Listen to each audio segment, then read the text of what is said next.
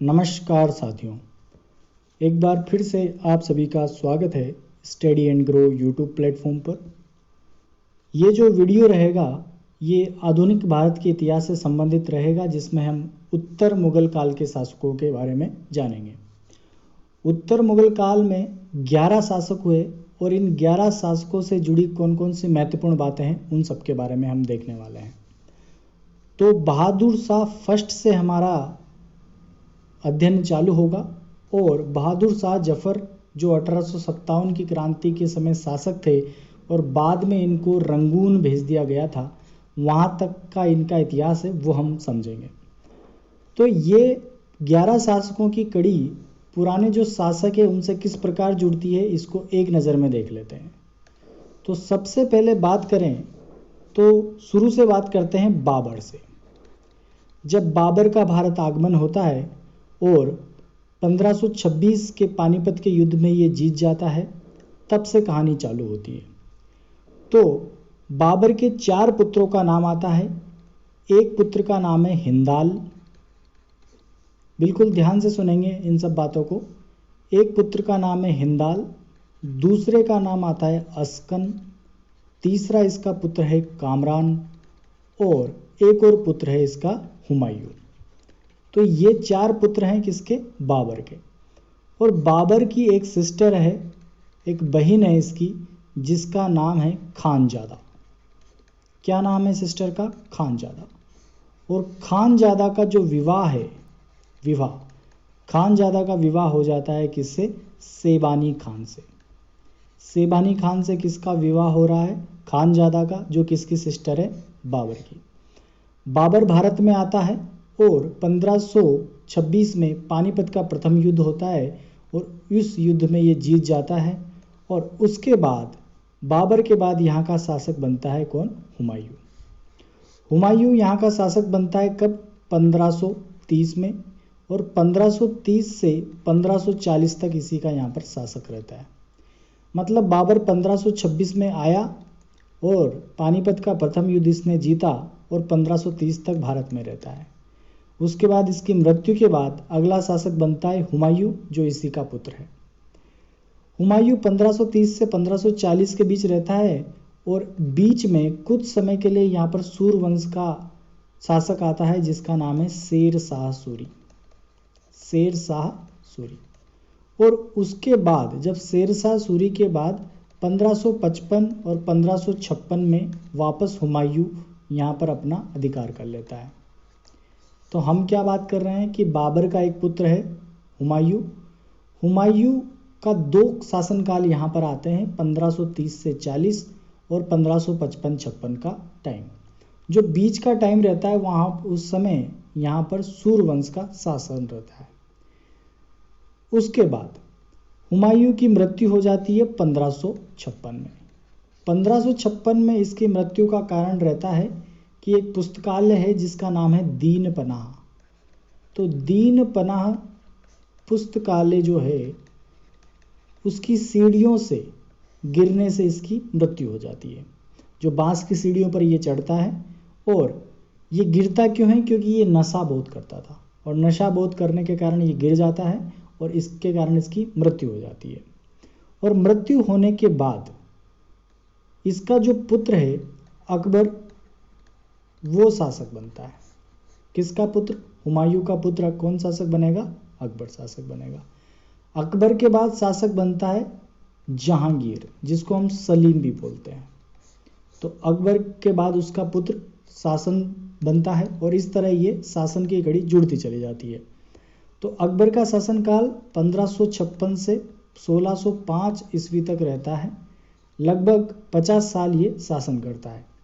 जहांगीर का काल की बात करें तो ये 1605 से 1627 ईस्वी तक जहांगीर का शासन रहता है। जहांगीर के बाद अगला जो शासनकर्ता यहाँ पर आता है वो है शाहजहां। शाहजहां का शासनकाल 1627 से 1658 ईस्वी का रहता है और उसके बाद अगला शासनकर्ता आता है औरंगजेब। तो इसका जो शासन रहता है वो 1658 से 1707 ईस्वी तक रहता है। तो बाबर हुमायूं, शेर शाह सूरी के बाद वापस हुमायूं, फिर अकबर, फिर जहांगीर, शाहजहां, फिर औरंगजेब। अब औरंगजेब जो है इसकी मृत्यु हो जाती है 1707 ईस्वी में, और इसकी मृत्यु के बाद का जो काल है वो पूरा उत्तर मुगल काल है। तो औरंगजेब के बाद जो शासक यहाँ पे बने उनके बारे में हम पढ़ेंगे, और वही सब क्या है, उत्तर मुगल काल के शासक हैं। तो कहानी इस तरह स्टार्ट होती है कि औरंगजेब के 5 पुत्र हैं। औरंगजेब के कितने पुत्र हैं? 5। औरंगजेब के हैं 5 पुत्र, और इन 5 पुत्र का नाम आता है, एक का नाम है मुअज्जम, दूसरा इसका पुत्र है उसका नाम है आजम, एक है कामबख्श, एक है अकबर, और एक नाम आता है मोहम्मद सुल्तान का। क्या नाम है? मुअज्जम, आजम, कामबख्श, अकबर और मोहम्मद सुल्तान। अब परीक्षा में बहुत बार प्रश्न आता है कि इसमें से औरंगजेब का पुत्र नहीं है, और उसमें ऑप्शन में अकबर भी दे रखा होता है, और हम उसको टिक मार्क करके आ जाते हैं। जब भी अकबर, इसके एक पुत्र का नाम अकबर भी था। ये जो शासनकर्ता अकबर है, जो हुमायूं का पुत्र है, इसके अलावा जो औरंगजेब के एक पुत्र का नाम अकबर भी है। अब मोहम्मद सुल्तान की मृत्यु हो जाती है 1676 ईस्वी में। अधिक शराब पीने के कारण इसकी मृत्यु हो जाती है। उसके बाद जो इसका पुत्र है अकबर, कुछ समय बाद इसके औरंगजेब के खिलाफ विद्रोह कर देता है, और औरंगजेब शासन के मामले में बहुत सख्त आदमी था।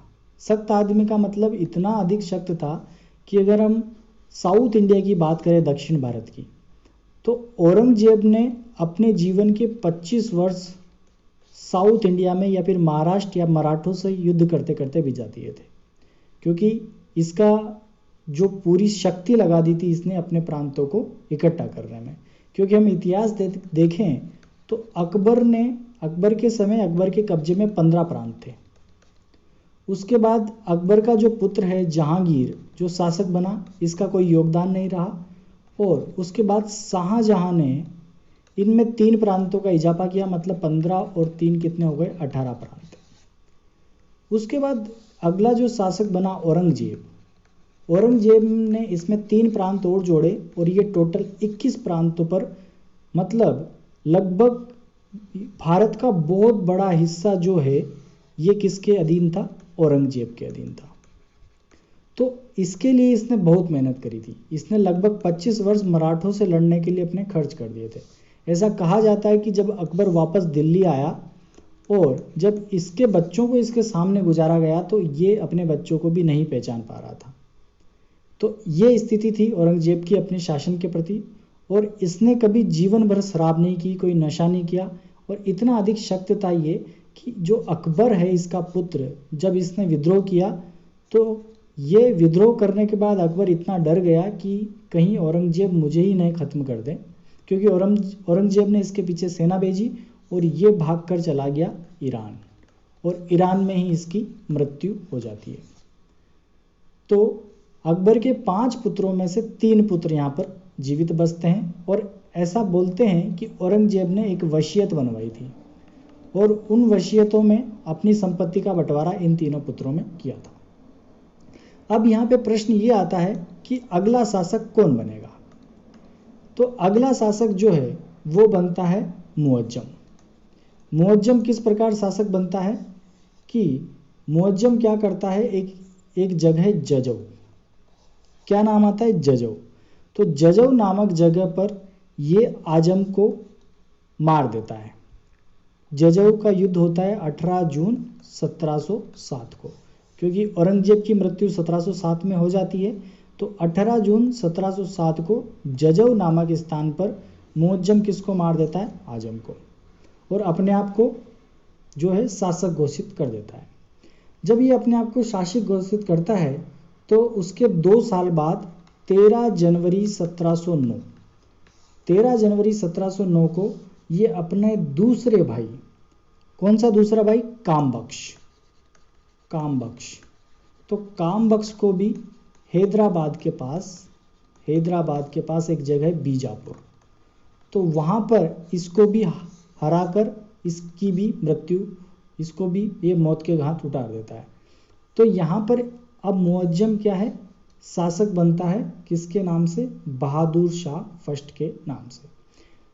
तो हमारा जो उत्तर मुगल काल है वो यहीं से चालू होता है बहादुर शाह फर्स्ट के शासनकाल से। ये किस प्रकार शासक बना, अपन ने देखा कि औरंगजेब के 5 पुत्र हैं। मोहम्मद सुल्तान की मृत्यु 1676 ईस्वी में, मतलब औरंगजेब जब जीवित था तभी हो गई थी। अकबर ने इसके खिलाफ विद्रोह कर दिया था और ये ईरान भाग गया था। तो 3 लड़के इसके बचे थे और उनके लिए इन्होंने वसीयत बनवाई, पर उसका कोई मतलब नहीं निकला क्योंकि मुअज्जम ने विद्रोह कर दिया। तीनों बच्चों में संघर्ष हुआ सत्ता के लिए और मुअज्जम ने जजौ नामक स्थान पर, इसको याद रखना कि जजौ नामक स्थान पर किसकी हत्या करी, आजम की। और कामबख्श की हत्या कहाँ पे करी, बीजापुर नामक स्थान पर। अब शासक कौन है, बहादुर शाह फर्स्ट। तो बहादुर शाह फर्स्ट जो कि उत्तर मुगल काल का पहला शासक है, ये 1707 ईस्वी में शासक बनता है और 1712 में इसकी मृत्यु हो जाती है, मतलब 5 साल ये शासन करेगा। अब इससे जुड़ी कुछ संबंधित कुछ महत्वपूर्ण फैक्ट है जो हमको याद रखने हैं। पहला फैक्ट अपन को ये याद रखना है कि इसको शाह ए बेखबर बोला जाता था, शाह ए बेखबर। और ये इसको किसने बोला, ये एक विद्वान हुए खफी खान, तो कफी खान ने इनको शाह ए बेखबर कहा है। शाह ए बेखबर का क्या मतलब है कि ये जब गद्दी पर बैठा तो उस समय इसकी जो उम्र थी वो लगभग 63 वर्ष थी। एनसीईआरटी में 63 वर्ष उम्र दी हुई है, हालांकि बहुत सारी किताबों में 65 या 66 भी लिखी रहती है, पर एनसीईआरटी के अनुसार इनकी एज 63 है जब ये शासक बना। अब जब कोई 63 साल की उम्र में शासक बनेगा तो ये हम देख सकते हैं कि ये बुढ़ापे की कगार पर है। तो ऐसा लिखा होता है कि बहादुर शाह फर्स्ट ने जो है शांति प्रियता की नीति अपनाई। अब ये बूढ़ा वैसे ही है तो शांति प्रियता की नीति नहीं अपनाएगा तो क्या करेगा। तो शांति प्रियता की नीति किसके द्वारा अपनाई गई, बहादुर शाह फर्स्ट। शांति प्रियता की नीति का क्या मतलब है, शांति प्रियता की नीति का ये मतलब है कि क्योंकि जब ये शासक बना तो ये बैठा है कहाँ पर, दिल्ली की गद्दी पर। जब ये दिल्ली की गद्दी पर बैठा है तो यहाँ पर राजस्थान के राजपूत लोग हैं, मराठे हैं, इधर सिख लोग हैं, ठीक है, जाट नेता हैं, और जाटों के साथ साथ जो बुंदेलखंड में राजा छत्रसाल है। तो इतने सारे राजा हैं जिन जो क्या है मुगल साम्राज्य से काफ़ी दुखी थे। क्यों दुखी थे, क्योंकि उस समय शासक था औरंगजेब, और औरंगजेब ने सबको काफ़ी सख्ती से कड़े प्रावधान कर रखे थे। और इन सब, अब ये जो शासक बना है ये बुढ़ापे में बना है, तो इन सब लोगों के साथ कौन सी नीति ये अपनाएगा, शांति प्रियता की नीति। तो इसने राजपूतों के साथ शांति प्रियता की नीति कैसे अपनाई, इसने जो जयसिंह है उसको आमेर का राजा बना दिया, और उसी तरह अजीत सिंह को मारवाड़ का राजा घोषित कर दिया। क्योंकि आमेर वाला क्षेत्र और मारवाड़ वाला क्षेत्र औरंगजेब ने अपने कब्जे में कर रखे थे, तो इसने क्या किया कि राजपूतों को किस तरह से खुश किया कि बहादुर शाह फर्स्ट ने आमेर का जो जगह है वो जयसिंह को, और मारवाड़ का क्षेत्र किसको दे दिया, अजीत सिंह को। तो यहाँ से राजपूत शांत हो गए। उसके साथ सिखों के साथ इसने क्या किया, जो सिख लोग थे, तो बहादुर शाह फर्स्ट के सामने एक चुनौती थी, क्योंकि उस टाइम जो सिखों के 10वें गुरु क्या नाम आता है इनका, गुरु गोविंद सिंह जी। तो गुरु गोविंद सिंह को बहादुर शाह फर्स्ट ने मनसब प्रदान किया। क्या प्रदान किया, मनसब। तो मनसब किसको प्रदान कर रहा है, ये गुरु गोविंद सिंह को। मनसब प्रदान करना मतलब किसी को सम्मान देने का एक तरीका था उस समय। तो गुरु गोविंद सिंह जो सिखों के 10वें गुरु है, उनको बहादुर शाह फर्स्ट ने क्या किया, मनसब प्रदान किया। हालांकि गुरु गोविंद सिंह को 1708 में नांदेड़ में पठानों के द्वारा मार दिया गया था। 1708 में 7 अक्टूबर 1708 की घटना है कि नांदेड़ के पठानों द्वारा गुरु गोविंद सिंह की हत्या कर दी गई थी। और गुरु गोविंद सिंह के एक शिष्य का नाम आता है जिसका नाम है बंदा बहादुर। शिष्य का नाम क्या है? बंदा बहादुर। बंदा बहादुर का सिंपल सा मीनिंग यह है कि बहादुर का मतलब होता है जो योद्धा हो, जो योद्धा हो, और बंदा का मतलब होता है सेवक। तो ये जो शिष्य था गुरु गोविंद सिंह का सेवक था, इसलिए ये अपने आप को बंदा बहादुर कहता था। इसका ओरिजिनल नाम लक्ष्मण दास है। क्या नाम है? लक्ष्मण दास। ये डोंगरा राजपूत था। तो बंदा बहादुर जो है, अब बंदा बहादुर क्या है, जब गुरु गोविंद सिंह की मृत्यु हो गई उसके बाद जो सिख समुदाय है उसको इकट्ठा करने में ये लग गया। और जब सिख समुदाय को ये इकट्ठा कर रहा था तो उसी समय इसकी मुठभेड़ मुगलों से होने लगी। और जब मुगलों से होने लगी इसकी मुठभेड़, तो बहादुर शाह फर्स्ट ने जाटों की सहायता से, किसकी सहायता से?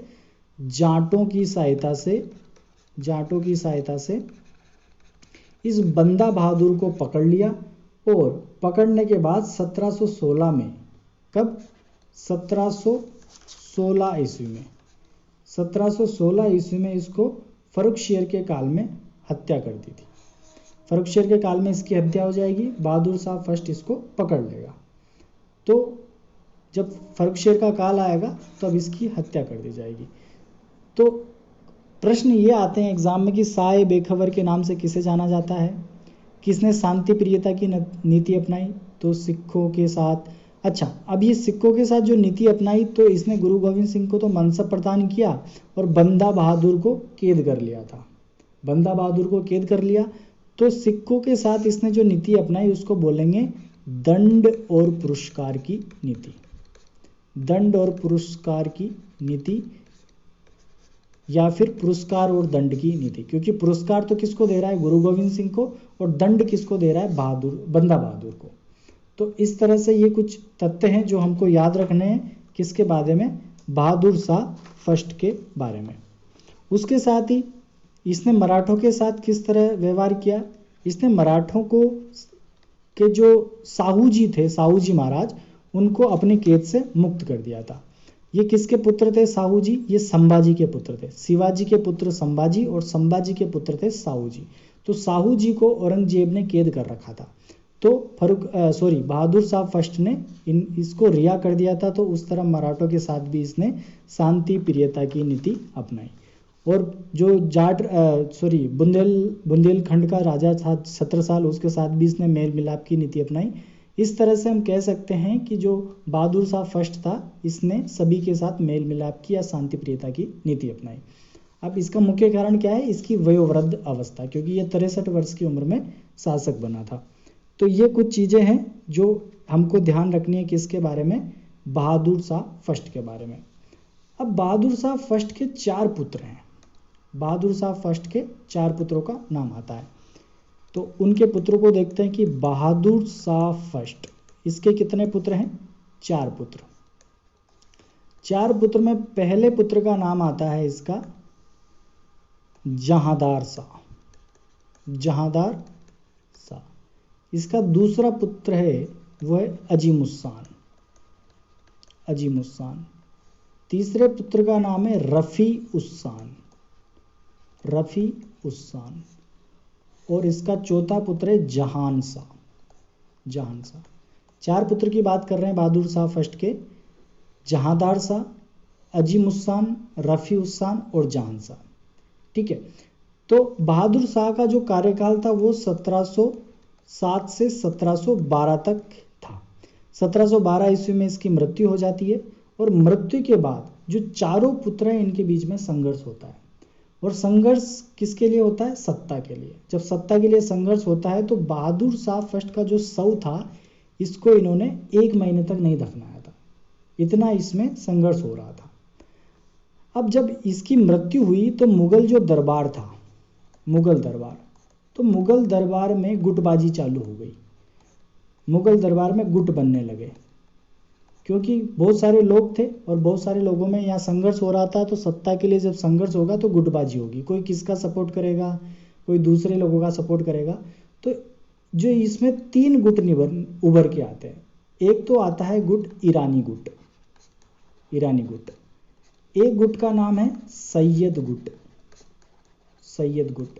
और एक और गुट है तुरानी गुट, तुरानी गुट। तो ईरानी गुट, सैयद गुट और तुरानी गुट, 3 गुट यहाँ पर उभर कर आते हैं।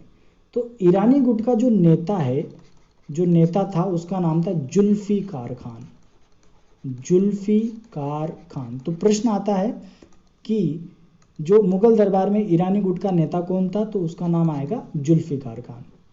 और सैयद गुट जो है, इसके 2 भाई नेता थे। एक का नाम आता है हुसैन अली और एक और नाम है जिसका नाम है अब्दुल्ला खान, अब्दुल्ला खान।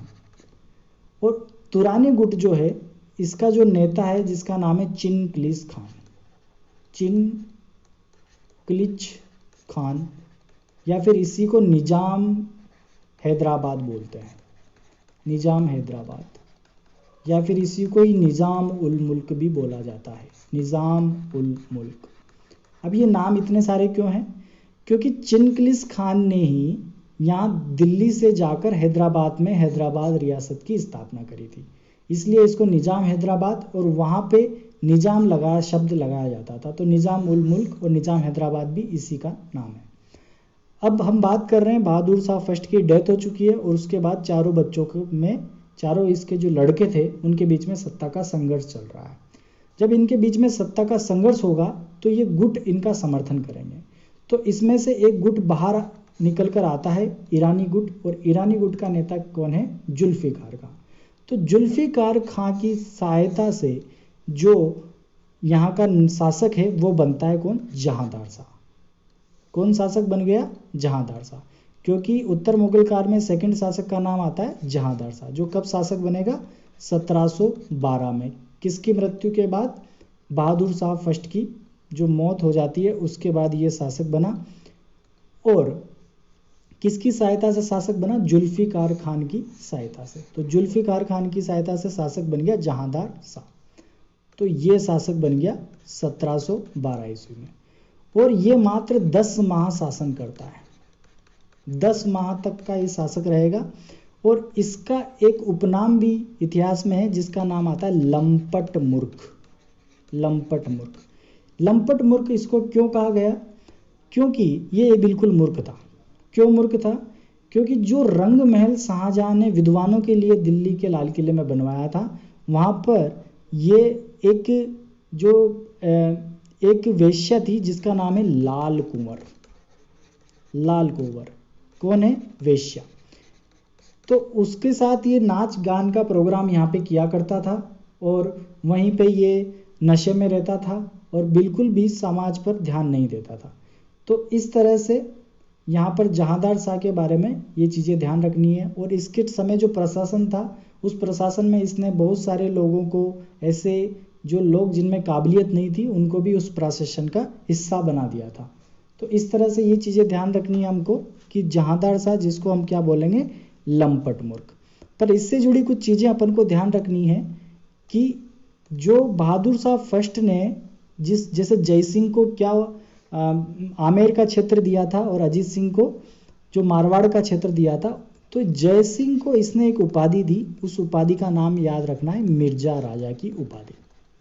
तो जय सिंह को मिर्जा राजा की उपाधि जहांदार शाह के द्वारा दी गई, और उसी तरह अजीत सिंह को भी महाराजा की उपाधि, महाराजा की उपाधि भी जहांदार शाह के द्वारा दी गई। तो ये कुछ चीज़ें हमको ध्यान रखनी है किसके संदर्भ में? जहांदार शाह के संदर्भ में। अब इसके बाद जो है अगला शासक जो बनेगा वो 1713 ईस्वी में बनेगा, इसके 1 साल बाद, क्योंकि इसने केवल 10 माह शासन किया। तो अजीम उस्सान का एक पुत्र है, उसका नाम है फर्रुखशियर। क्या नाम है? फर्रुखशियर, फर्रुखशियर। तो फर्रुखशियर पुत्र है किसका? अजीम उस्सान का। अब फर्रुखशियर शासक बनेगा 1713 ईस्वी में और 1719 तक यही शासन करेगा। तो अजीम उस्सान का पुत्र है कौन? फर्रुखशियर। अब ये जो शासक बनेगा ये किसकी मदद से बनेगा? हुसैन अली और अब्दुल्ला खान की मदद से, क्योंकि ईरानी गुट का नेता जुल्फिकार खान ने शासक बनाया था जहांदार शाह को। पर अब सैयद गुट क्या करेगा? सैयद गुट के जो दो नेता है, दोनों भाई हुसैन अली और अब्दुल्ला खान, ये दोनों की सहायता से फर्रुखसियर किसको मरवा देता है? जहांदार शाह को। तो हुसैन अली और अब्दुल्ला खान की सहायता से किसको खत्म करवा दिया? जहांदार शाह को। अब बचा को, अब नेता को जो शासक है वो कौन बन जाएगा? फर्रुखसियर बन जाएगा।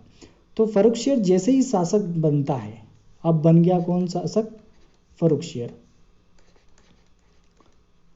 फर्रुखसियर यहाँ का शासक बन जाता है 1713 ईस्वी में, और 1719 ईस्वी तक इसी का शासन रहता है।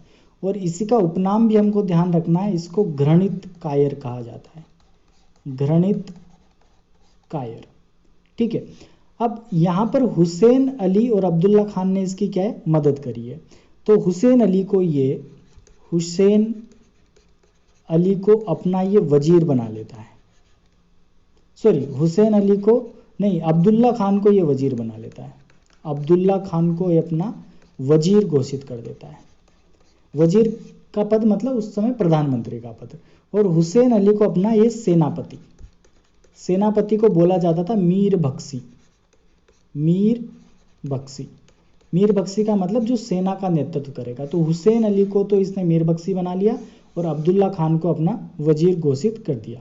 और इसको एक सहिष्णु शासक माना जाता है। सहिष्णु का मतलब क्या था कि जैसे औरंगजेब क्या है, हिंदुओं के ऊपर काफ़ी जजिया वसूलता था, जो गैर मुस्लिम लोग थे उन पर कर आरोपित करता था, जजिया नामक। पर ये एक सहिष्णु शासक था, मतलब सभी धर्मों को समान व्यवहार ये करता था। और जो जहांदार शाह ने जयसिंह को मिर्जा राजा की उपाधि दी थी, तो उस उपाधि को और इसने बढ़ा दिया और इसने जय सिंह को एक और उपाधि दे दी, सवाई की। तो जब इसको सवाई की उपाधि दे दी तो इसको इसके काल में सवाई मिर्जा राजा के नाम से जानना जाने लगा, मिर्जा राजा सवाई जय सिंह। तो इसका नाम हो जाएगा मिर्जा राजा सवाई जय सिंह, मिर्जा राजा सवाई जय सिंह। तो ये कुछ बातें हमको ध्यान रखनी है, किसके काल की? फर्रुखसियर के काल की। और जब अपन ने उत्तर वैदिक काल पढ़ा था तो हमने देखा था कि फर्रुखसियर बीमार हो जाता है, और फर्रुखसियर जब बीमार होता है तो अंग्रेजों एक गुट को भेजते हैं जिसमें डॉक्टर विलियम हैमिल्टन होते हैं, जिसका नेतृत्व जॉन सुनबर्न द्वारा किया जाता है। और इसकी जो बीमारी होती है, एक्चुअली इसको फोड़ा होता है, और उसको जब वो ठीक कर देते हैं तो एक फरमान जारी करता है जिसको हमने बोला था अंग्रेजों का मैग्ना कार्टा, क्योंकि उसमें बहुत सारे उनको फरमान में बहुत सारी चीज़ें उनको देता है कि जैसे आप हैदराबाद में बिना मुक्त व्यापार कर सकते हो, 3000 रुपये के बदले बंगाल में आपको कोई कर नहीं लिया जाएगा। तो ये अपन ने उत्तर मुगल काल से पहले जो वीडियो थी यूरोपीय कंपनियों के बारे में, तब हमने पढ़ लिया था। तो फर्रुखसियर जब बीमार हो जाता है तो अंग्रेज अधिकारी आते हैं, doctor William Hamilton, John Surman, ठीक है, इस तरह से लोग आते हैं, और 3000 रुपये के बदले वो कंपनी को क्या अधिकार देता है कि बंगाल में आप करमुक्त व्यापार कर सकते हैं। तो ये अधिकार 1717 में इसने दिए थे, किसको? अंग्रेजों को। तो ये चीज़ें हमको ध्यान रखनी है। तो फर्रुखसियर के बाद जो अगला शासक है उसका नाम हम देखेंगे। तो इसके बाद अगला शासक जो बनता है वो है रफ़ी उद्दरजात। फर्रुखसियर शासक बन गया, जहांदार शाह हो गया, फर्रुखसियर शासक बन गया हुसैन अली और अब्दुल्ला खान की मदद से। अब दो शासक आते हैं, रफ़ी उद्दरजात और रफ़ी उद्दौला। रफ़ी उद्दरजात और रफ़ी उद्दौला जो शासक है, ये केवल 1 साल के अंदर दोनों निपट जाते हैं। क्यों निपट जाते हैं? क्योंकि ये दोनों नशा बहुत करते थे। रफ़ी उद्दरजात, रफ़ी उद्दरजात किसका पुत्र है? रफ़ी उस्सान का। रफ़ी उस्सान कौन है? हमने थोड़ी देर पहले बात करी थी कि बहादुर शाह फर्स्ट के 4 पुत्र हैं, जहांदार शाह, अजीम उस्सान, रफ़ी उस्सान और जहान शाह। तो जहांदार शाह शासक बना, फिर अजीम उस्सान का पुत्र फर्रुखसियर ने जहान शाह को मरवा दिया और फर्रुखसियर शासन बना। जब फर्रुखसियर की मौत हो जाती है तो उसके बाद जो अगला शासक बनता है, कौन बनता है? रफ़ी उस्सान। कौन बनता है? रफ़ी उस्सान के पुत्र बनते हैं। रफ़ी उस्सान के 2 पुत्रों का नाम ध्यान रखना है, एक तो रफ़ी उद्दरजात और एक रफ़ी उद्दौला। ये रफ़ी वर्ड है, इससे याद रखना है कि रफ़ी उस्सान के पुत्र थे, क्योंकि दोनों के आगे क्या लग रहा है, रफ़ी। तो रफ़ी उद्दरजात और रफ़ी उद्दौला किसके पुत्र हैं, रफ़ी उस्सान के। रफ़ी उस्सान किसका पुत्र है, बहादुर शाह फर्स्ट का। तो कड़ी वहीं से चली आ रही है, कड़ी वहीं से चली आ रही है। तो इसको देखना है कि जो शासक बन गया कौन, रफ़ी उद्दरजात। और रफ़ी उद्दरजात जो शासक बनता है तो ये क्या करता है, बहुत ज़्यादा शराब पीता है, और बहुत ज़्यादा शराब पीने के कारण इसकी क्या है, मृत्यु हो जाती है। इसके काल में एक ही घटना इंपॉर्टेंट है, वो हमको ध्यान रखनी है कि जो औरंगजेब का पुत्र अकबर था, जो औरंगजेब का पुत्र था जो अकबर जो कहाँ भाग गया था, ईरान, तो उसका जो पुत्र है उसका नाम है निकुशियर। निकुशियर ने रफ़ी उद्दरजात के काल में क्या कर दिया था, विद्रोह कर दिया था। ये एक फैक्ट है जो हमको याद रखना है, हालांकि पूछा नहीं जाता है पर फिर भी ये एक फैक्ट है इससे रिलेटेड। अधिक शराब से इसकी क्या है, मृत्यु हो गई थी। उसके बाद अगला शासक बनेगा रफ़ी उद्दौला, जो भी रफ़ी उस्सान का पुत्र है, और इसकी भी मृत्यु किससे, पेचिस रोग के कारण इसकी मृत्यु हो गई थी। और इससे रिलेटेड एक फैक्ट अपन को याद रखना है कि शाहजहां सेकंड ये अपने आप को बुलवाता था। इसने अपने आप को क्या कहलवाया क्या इसने, शाहजहां सेकंड खुद को, ही हिमसेल्फ डिक्लेयर्ड, क्या खुद को डिक्लेयर किया इसने, शाहजहां सेकंड। ठीक है, तो ये दो फैक्ट हमको याद रखने हैं रफ़ी उद्दरजात और रफ़ी उद्दौला के बारे में। अब ये जो चीज़ें हैं इसमें भी किन हमने बात करी थी कि 3 गुट हैं, एक तो ईरानी गुट, एक सैयद गुट, और तीसरा जो गुट है वो तुरानी गुट था। तो सैयद गुट के 2 भाई थे, एक तो हुसैन अली और एक थे अब्दुल्ला खान। तो रफ़ी उद्दरजात, रफ़ी उद्दौला और साथ में जो फर्रुखशियर था वो भी किसकी वजह से शासक बने थे, इन दोनों की वजह से ही शासक बने थे। अब आगे की बात करें तो आगे जो शासक बनेगा वो बनेगा मोहम्मद शाह रंगीला।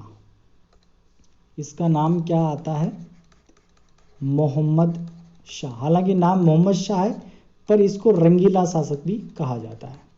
तो पूरा नाम मोहम्मद शाह रंगीला याद कर लेंगे, ताकि एग्जाम में क्वेश्चन आएगा कि रंगीला शासक किसको कहा जाता था, तो मोहम्मद शाह जो उत्तर मुगल काल का शासक था, और ये 1719 में शासक बनता है और 48 में इसकी मृत्यु होती है।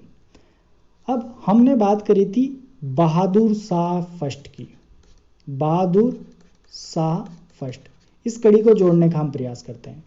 बहादुर शाह फर्स्ट का एक पुत्र है अजीम उस्सान। अजीम उस्सान का पुत्र था फर्रुखशियर।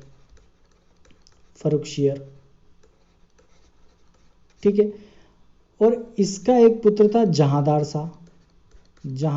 शाह।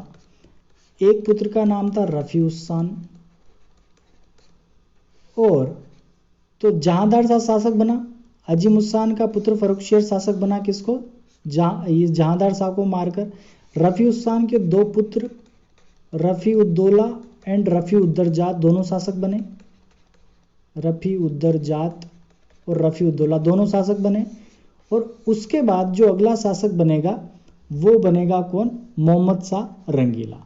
और मोहम्मद शाह रंगीला किसका पुत्र था, बहादुर शाह फर्स्ट का एक पुत्र है जहान शाह, उसका पुत्र आएगा कौन, मोहम्मद शाह रंगीला। तो ये भी क्या है, ये भी जब शासक बनेगा तो जो सैयद गुट के दोनों नेता है वो इसकी सहायता करते हैं, किसमें, शासक बनने में। तो सैयद गुट ने इनकी सहायता करी शासक बनने में। पर यहाँ पर जो तीसरा गुट था, एक तो ईरानी गुट की बात हमने करी, एक सैयद गुट की बात हमने करी, और एक तुरानी गुट की बात करी। तो यार मोहम्मद शाह रंगीला ने सोचा कि ये जो सैयद गुट के दोनों नेता है, एक तो क्या नाम था, हुसैन अली, और एक का नाम जो अब्दुल्ला खान था, ये दोनों क्या करते थे कि जो पुराने शासकों को मरवा के नया शासक बना देते थे। तो मोहम्मद शाह रंगीला को ये बात रास नहीं आई और उसने सहायता ली तुरानी गुट के नेता चिनकलिस खान की। और चिनकलिस खान की सहायता से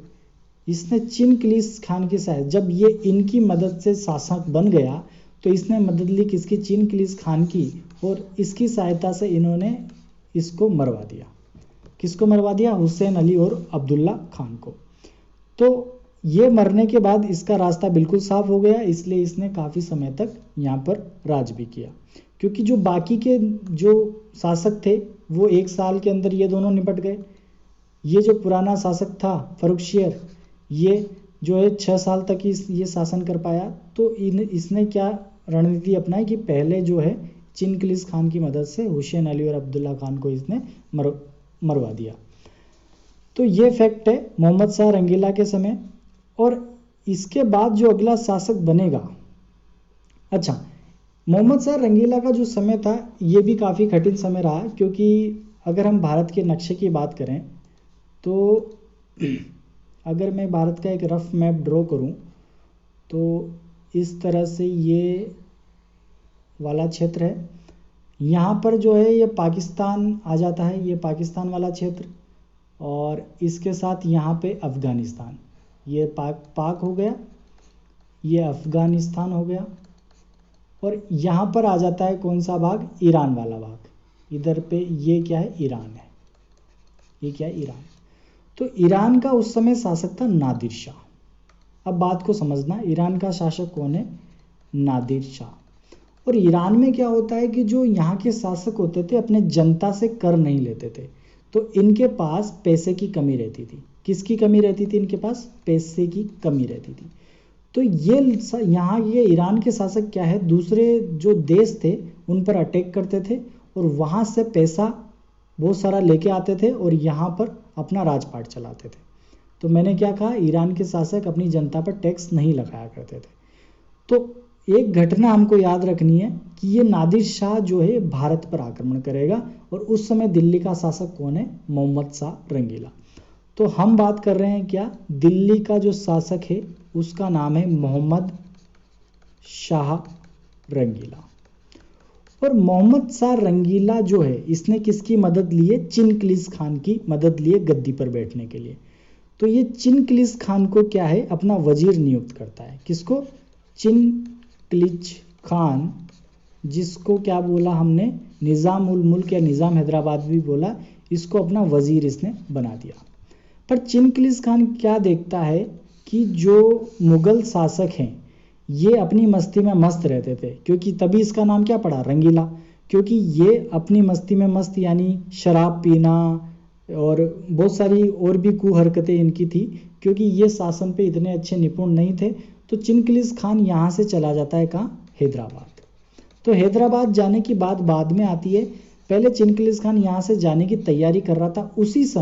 उसी समय क्या है कि नादिर शाह का अटैक हो जाता है भारत पर, और ये अटैक जब होता है तो ये करनाल पहुँचता है। कहाँ पहुँचता है? करनाल। तो जब ये करनाल पहुँचता है तो जो दिल्ली के जो शासक है मोहम्मद शाह रंगीला, उसके पास खबर आती है कि भाई नादिर शाह का अटैक हुआ है और करनाल तक वो पहुँच चुका है। तो उस समय मोहम्मद शाह रंगीला जो है, इसके 2 व्यक्ति हैं उस समय। ये एक वजीर भेजता है सेना के साथ, उसका नाम आता है शहादत खान। सेना के साथ एक वजीर भेजा इसने जिसका नाम है शहादत खान, और एक व्यक्ति है खान ए दोरा, ये इसका सेनापति है। तो खान ए दोरा सेनापति है और वजीर है शहादत खान। अब ये शहादत खान चिनकिलिस खान से चिढ़ता था। कौन चिढ़ता है? शहादत खान किससे चिढ़ता है? चिनकिलिस खान से, क्योंकि चिनकिलिस खान की सहायता से मोहम्मद शाह रंगीला ने किनको मराया था? जो ईरानी दल के नेता थे उन दोनों को चिनकिलिस खान की सहायता से इसने सैयद बंधुओं को मरवा दिया था। तो चिनकिलिस खान काफ़ी क्लोज था मोहम्मद शाह रंगीला के, तो उस बात से चिढ़ता था शहादत खान। तो अब नादिर शाह जब यहाँ पे करनाल तक पहुँच गया तो मुग़ल बादशाह ने संदेश भिजवाया इसके पास कि आपको क्या चाहिए, आप किस वजह से यहाँ पर आए हो। तो इसने मांग की, मुझे 50 लाख रुपया चाहिए। कितना पैसा चाहिए मुझे? 50 लाख रुपया। तो 50 लाख रुपए देके ये यहीं से करनाल से ही इसको वापस ईरान भेजना चाहता था। कौन? मोहम्मद शाह रंगीला। पर शहादत खान किससे चिढ़ रहा है? चिनकिलिस खान से। तो शहादत खान इस नादिर शाह को दिल्ली पर आक्रमण करने के लिए न्योता देता है। शहादत खान किसका न्योता दे रहा है? दिल्ली पर आक्रमण करने के लिए न्योता देता है।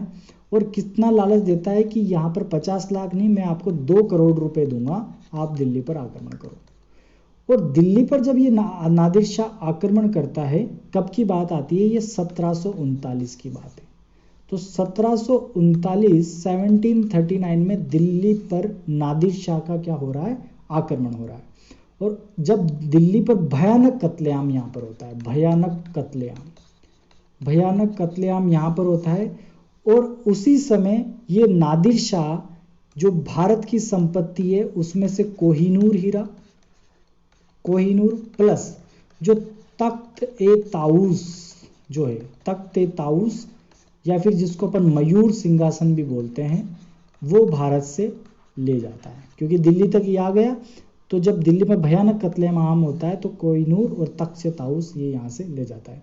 ये कत्लेआम इतना भयानक होता है कि सादत खान ये देख के आत्मग्लानि से आत्महत्या कर लेता है, आत्महत्या ये कर लेता है। और सब किसकी वजह से होता है, सादत खान की वजह से। क्योंकि नादिर शाह तो, क्योंकि ये क्या है, इनको इन ईरानी जो शासक थे, इनको पैसा चाहिए था, ये पैसे के लिए ही भारत पर आक्रमण करते हैं। तो ये चीजें हमको ध्यान रखनी है। और जो नादिर शाह है, इसी का पुत्र है अहमद शाह अब्दाली, अहमद शाह अब्दाली। जो तृतीय पानीपत का युद्ध है वो अहमद शाह अब्दाली और मराठों के बीच जो लड़ा गया था, तो नादिर शाह का ही पुत्र है अहमद शाह अब्दाली। तो इसका पुत्र भी भारत में लगभग 7 बार आक्रमण करता है। तो ये पूरी कहानी थी मोहम्मद शाह रंगीला के समय की। तो ये फैक्ट है जो हमको याद रखना है कि 1739 में जो ईरान का शासक था नादिर शाह, उसने भारत पर हमला इसके समय ही किया था, और उसी समय ये कोहिनूर और तख्त-ए-ताऊस मयूर सिंहासन जिसको लेकर ईरान चला गया था। अब जो मोहम्मद शाह रंगीला का पुत्र है उसका नाम आता है अहमद शाह, और ये शासक बनता है 1748 से 1754 तक का इसका शासनकाल है। तो एक बार हम सारी चीज़ों को एक बार देखने का प्रयास करते हैं कि हमने जो है बहादुर शाह फर्स्ट, जहांदार शाह इसका पुत्र था, और इसका पुत्र था एक अजीमुस्सान, उसका पुत्र फर्रुखशेर, ये शासक बन गया।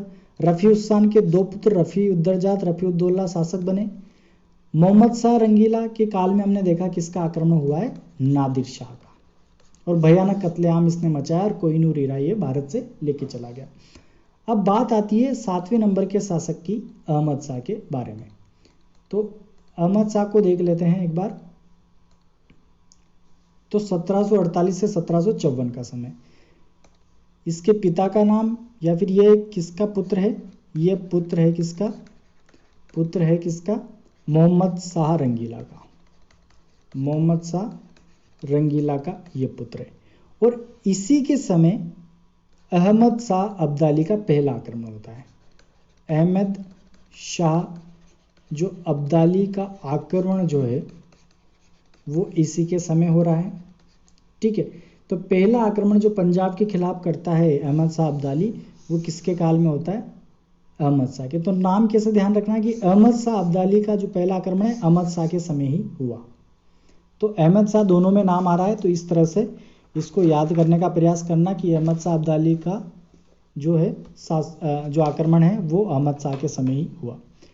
उसके बाद जो अगला शासक है आलमगीर सेकंड। आलमगीर सेकंड का शासनकाल 1754 से 1759 में। अब इसके समय कुछ महत्वपूर्ण तथ्य हमको ध्यान रखने हैं कि ये किसका पुत्र है, ये जहांदार शाह का पुत्र है, जहांदार शाह का ये पुत्र है। और इसके समय प्लासी का युद्ध हुआ था, क्योंकि 1757 में युद्ध हुआ था प्लासी का, तो इसके समय की कौन सा युद्ध हुआ था, प्लासी का युद्ध हुआ था।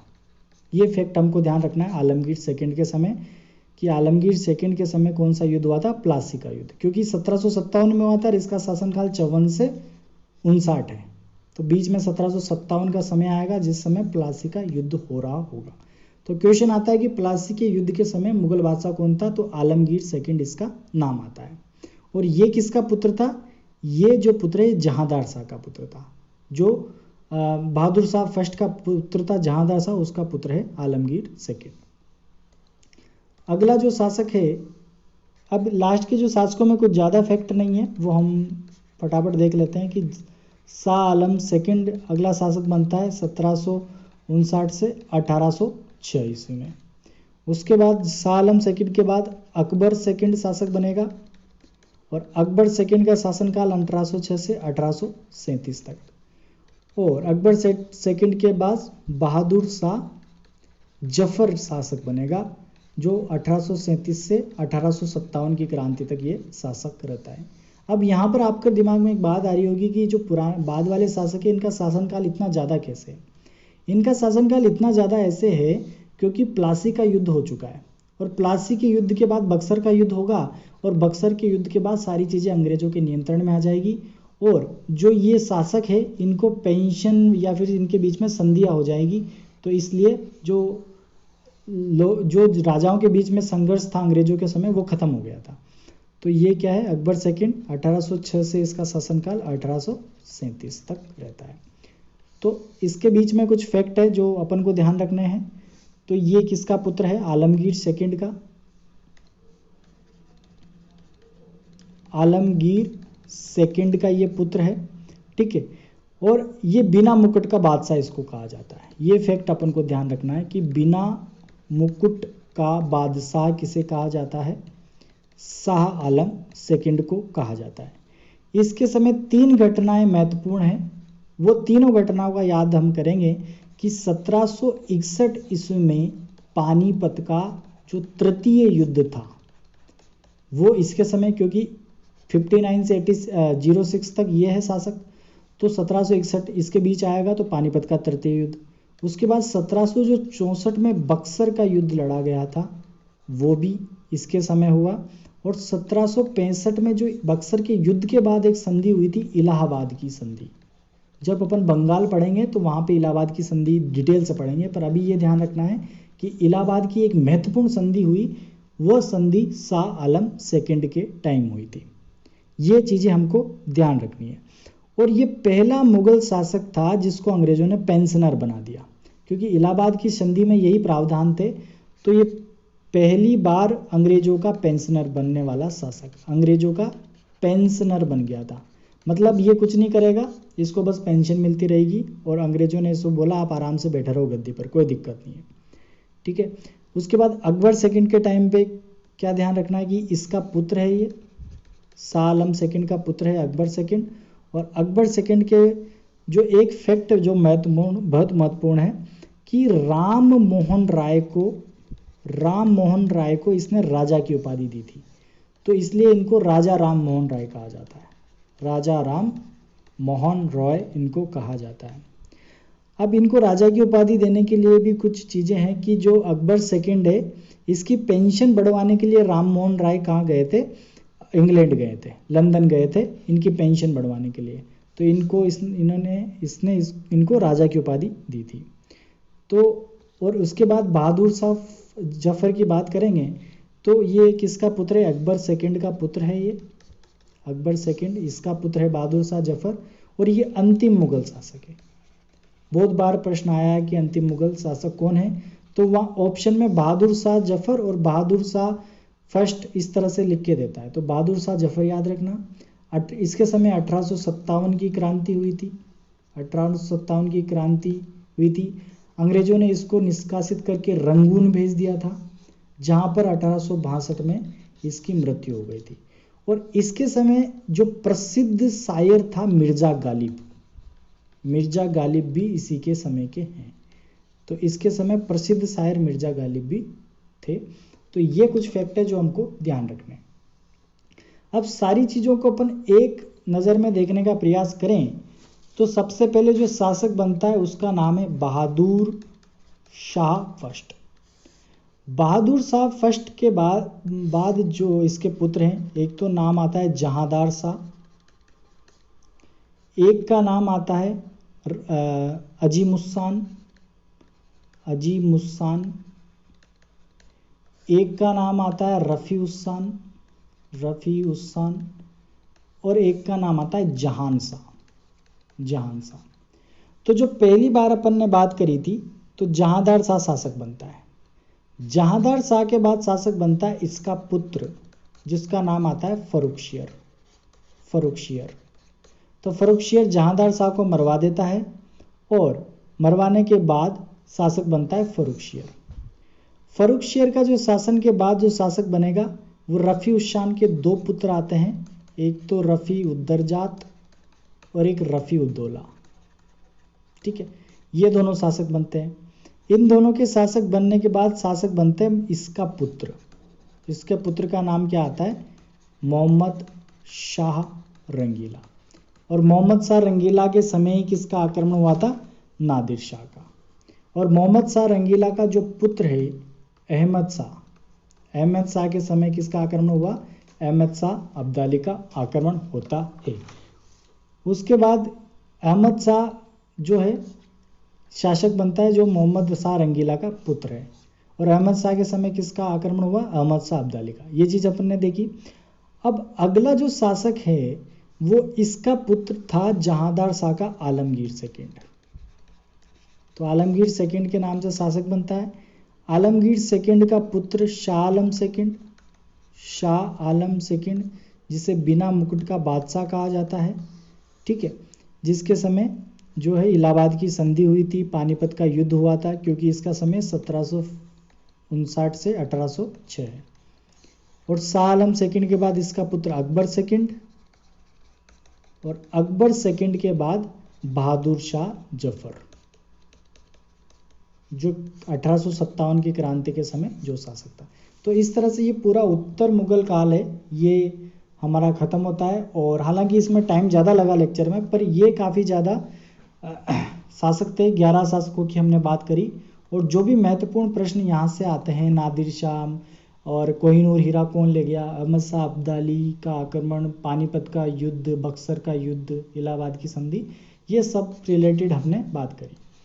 और इनके उपनाम की भी बात हमने करी कि घृणित कायर किसे कहा जाता है, रंगीला किसे कहा जाता है। तो ये सब चीज़ें हैं जो हमको देखनी थी। तो आई होप आपको समझ में आया होगा। इस वीडियो को 1-2 बार देखोगे, नोट्स बनाओगे तो ज़रूर समझ में आएगा। तो धन्यवाद साथियों, हालांकि थोड़ा वीडियो लंबा हो गया। तो thank you so much and like, share and subscribe. Thank you.